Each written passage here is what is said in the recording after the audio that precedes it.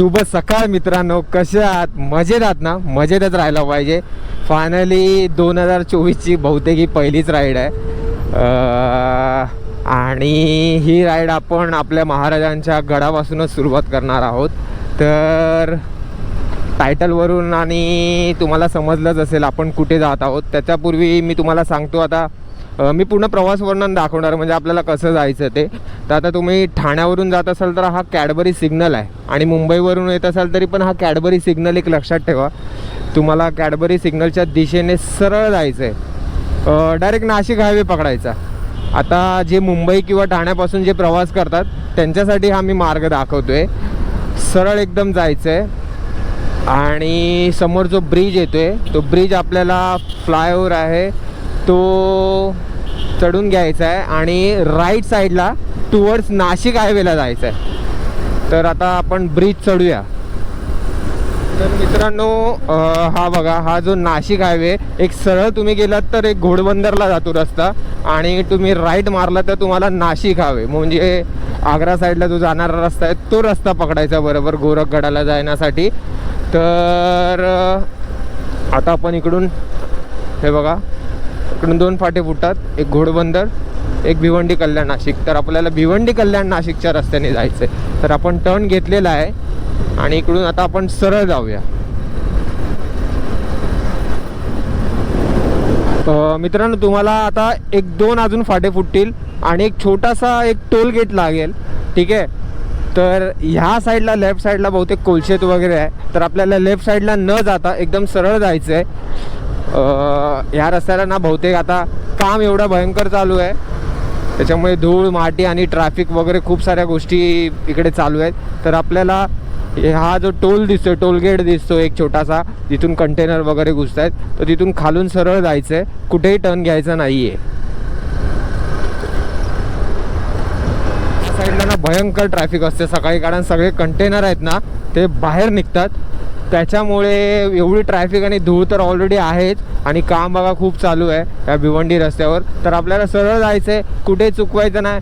म्हणजे इकडून थोडेफार बायपास दिलेले आहेत, कारण डायव्हर्जन दिलेले आहेत, लेफ्ट राईट करत कारण रस्त्याचं काम मध्ये मध्ये कुठे चालू आहे त्याच्यामुळे. तर कुठे रस्ता चुकवायचा ना, आपल्याला सरळ कल्याण बायपासच्या रोडला आपल्याला काही करून टच व्हायचं आहे. अजून एक तुम्हाला ब्रिज लागेल, एक ब्रिज बघा, ह्या साईडला ब्रिजच्या खालून गेलं तर ह्या साईडला एक रस्ता जातो, ठीक आहे. तर त्या रस्त्याने आपल्याला जायचं आणि आपल्याला सरळ जायचं आहे, कुठेही न होता. हा ब्रिज पण तुम्हाला चढायचंच आहे वरती. हा ब्रिज एकदम मस्त आहे, सिमेंटचा रोड आहे एकदम, त्याच्यामुळे गाडी तुमची सुसाट पळू शकते. तर मित्रांनो, आपल्याला ना हा एक समोरनं ब्रिज दिसेल, ठीक आहे. हा ब्रिज आहे कल्याण बायपासचा ब्रिज. तर आपल्याला कल्याण बायपासच्या ब्रिजवर चढायचं नाही आहे बिलकुल. तर आपल्याला कल्याण बायपासचा जो ब्रिज आहे त्या ब्रिजपासून लेफ्ट घ्यायचं आहे, ठीक आहे. असे मोठे टॉवर्स लागतील या साईडला, त्या टॉवर्स एक लक्षात ठेवा तुम्ही. आणि ब्रिजच्या बरोबर डाव्या बाजूने आपल्याला जायचं आहे. डाव्या बाजूने खाली एक रस्ता आहे त्या साईडला. ब्रिजच्या खालून आपल्याला राईट टर्न घ्यायचं आहे टुवर्ड्स कल्याण, ठीक आहे. कारण आपला जो गोरखगड आहे तो आहे मुरबाडला. तर आपल्याला इकडून राईट घ्यायचं आहे बरोबर. मित्रांनो, तुम्ही राईट घेतल्यानंतर कल्याण बायपासच्या तुम्हाला सरळ एक रस्ता दिसेल. सरळ त्या रस्त्याने आल्यानंतर तुम्हाला असा एक ब्रिज दिसेल. तो ब्रिज आपल्याला चढायचा आहे, ठीक आहे. रस्ता आहे चांगला, तसा काय प्रॉब्लेम नाही. थोडा मध्ये पॅच आहेत ना ते खराब आहेत, ते काम चालू आहे. तर हा आपल्याला ब्रिज एकदम चढायचा आहे आणि ब्रिज चढल्यानंतर बरोबर सूर्यनारायण बघा मस्त एकदम उगवलेला आहे.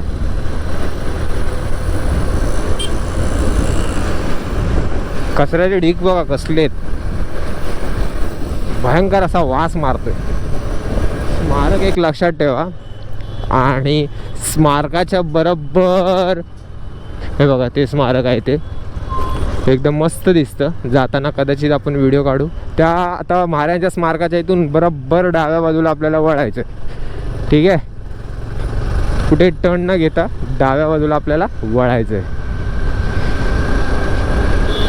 आपल्याला इकडून एक सिग्नल लागेल, ठीक आहे. तर या सिग्नलवरून आपल्याला कुठेही जायचं नाही आहे, ना लेफ्ट ना राईट. हा बघा इकडे ना एक सिंहाचा पुतळा लागेल तुम्हाला, एक सिंहाचा स्मारक लागेल सिग्नलवर. असा काही सिग्नल आहे, आजूबाजूला दुकान आहेत. तर एक सिग्नलच्या एकदम आपल्याला सरळ जायचं आहे मित्रांनो. आता आपल्याला बरोबर डाव्या बाजूला वळायचं आहे. ठीक आहे, इकडे परत एक सिग्नल लागल्यानंतर बरोबर आपल्याला ना डाव्या बाजूला वळायचं आहे. ठीक आहे, राईट साईडला जायचं नाही आहे. हा बघा हा रस्ता आहे. सूर्यनारायण एकदम कडकडीत उगवलेला आहे, त्यामुळे ब्रिजच्या खालून जायचा प्रयत्न करूच नका, कारण आपल्याला बरोबर मुरबाड रोडला जायचं आहे, मुरबाडलाच जायचं आहे. आणि मग तिकडून आपण दिशा ठरवू पुढे कसं जायचं ते, कारण मला मुरबाडपर्यंत रस्ता माहिती आहे, कारण पुढे माळशेजपर्यंत रस्ता तर माहिती आहे, पण नक्की गोरखगडला जायचा रस्ता हा कसा आहे मलाही अजून माहीत नाही. त्याच्यामुळे मी हा व्हिडिओ बनवतो आहे, जेणेकरून जे मुंबईवरून येत असतील किंवा ठाण्यावरून येत असतील त्यांना एकदम इझिली ह्या गोष्टी माहीत पडतील आणि व्यवस्थित येतील, कुणाला विचारायची गरज नाही लागणार. थोडंसं पुढे आल्यावर मित्रांनो अशी काही नदी लागेल, ती आपल्याला नदी क्रॉस करायची आहे आणि क्रॉस करून सरळ जायचं आहे, सरळ प्रस्थान करायचं आहे, कुठे टर्न घ्यायचं नाही आहे. ठीक आहे, एक लँडमार्क मानिवलीच्या दिशेने सरळ जायचं आहे आपल्याला. थंडगार हात पडलेत, नशीब मी हँडग्लोव्ज घातलेले आहेत. हँडग्लोव्ज आणणार नव्हतो पण नशीब डोकं चालवलं आणि हँडग्लोव्ज घातले. मित्रांनो मस्त रस्ता एकदम, मध्ये मध्ये काय पॅच आहेत ना ते गेलेले आहेत, खराब आहेत, पण तुम्ही रस्ता बघू शकता. झाडं आहेत ती ना बहुतेक सुकलेली आहे, तर या म्हणजे काय बोलतात पानं गळायला लागतात, म्हणजे नवीन मोहर येतो.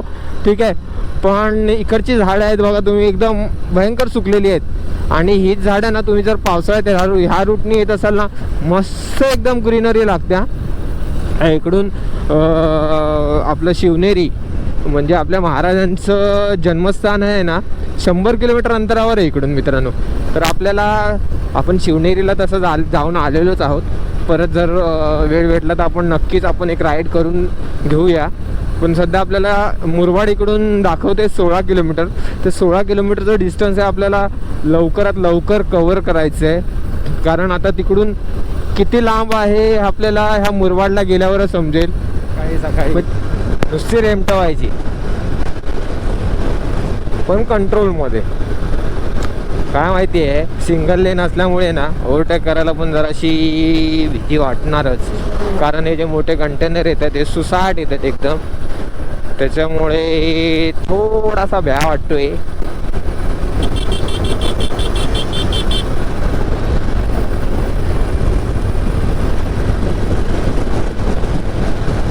बिरवाडी विचारावं लागेल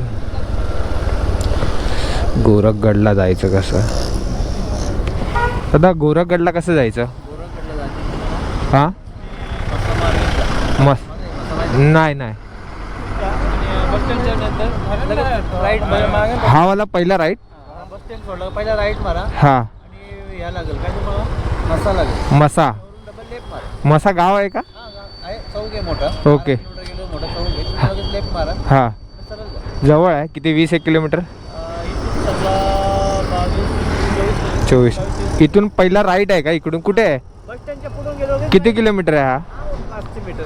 500. ठीक आहे, राईट ना मसा. ठीक आहे दादा.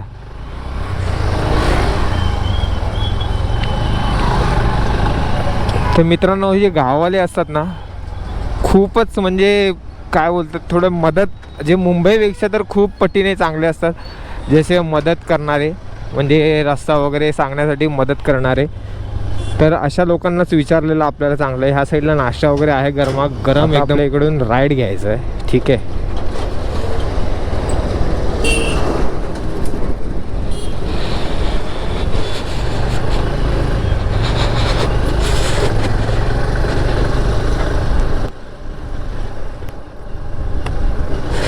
इथून राईड घेऊन सरळ जायचं आहे. मसा गावात पोचलेलो आहेत आपण. आता इकडून आपल्याला बहुतेक डावीकडेच जायचं आहे, तर जरा विचारून घेऊया कुणाला तरी.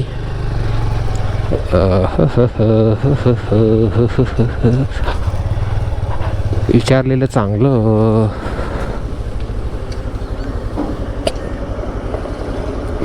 काका गोरखगडला जायचं कसं? गोरखगड सरळ. आता कुठे टर्न नाही मारायचा ना? मित्रांनो, आपण म्हसा ह्या गावामध्ये बहुतेक आलेलं आहेत आणि आहोत. इकडे कलिंगड वगैरे मस्त एकदम सणासण लागलेले आहेत. हा हा त्याची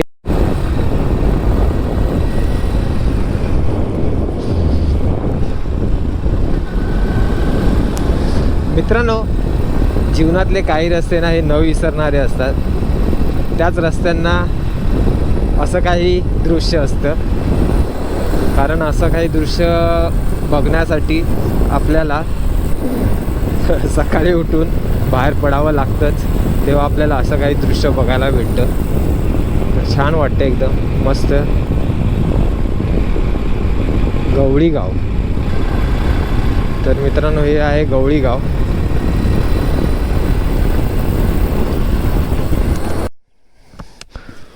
मित्रांनो, बहुतेक ते 2 सुळके दिसत आहेत. त्याच्यापैकी कदाचित एक गोरखगड असावा, एक मच्छिंद्रगड असावा. तर आपण या दिशेने आता सरळ जाया. रस्ता एकदम मोकळा आहे. सकाळचं वातावरण काही ठिकाणी धुकं आहे. हे बघा, ही सह्याद्रीची पूर्ण रेंज आहे, डोंगर रांगा आहे. इकडे बहुतेक ते आपला भगवा दिसतोय तिकडे. तिकडून एक एंट्री दिसत होती, ती मला सिद्धगड तिथे लिहिलेलं. कदाचित हा सिद्धगड असू शकतो आणि हा गोरखगड मच्छिंद्रगड असू शकतो. तर आपण सरळ जाऊया जरा पुढे, सप एकदम जाऊया.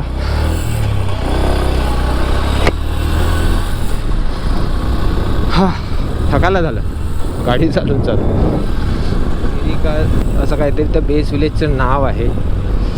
त्या बेस विलेजचं आपल्याला जायचं आहे, कुर्ली.